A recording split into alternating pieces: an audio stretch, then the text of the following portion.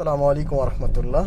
আমি আজকে আপনাদের দেখাতে চলছি যে মেট্রো রেলের নিচ দিয়ে যে মিরপুর দিয়াবাড়ি সংলগ্ন যে রাস্তাটা এতটাই খারাপ। এখানে এই রাস্তাটাই কিন্তু প্রত্যেক দিন হাজার হাজার গাড়ি চলে।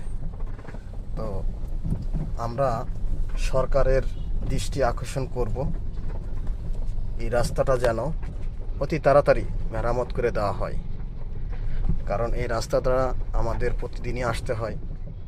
রাস্তাটা চলা মুশকিল হয়ে গেছে, প্রচুর গাড়ি এই রাস্তা দিয়ে যায়।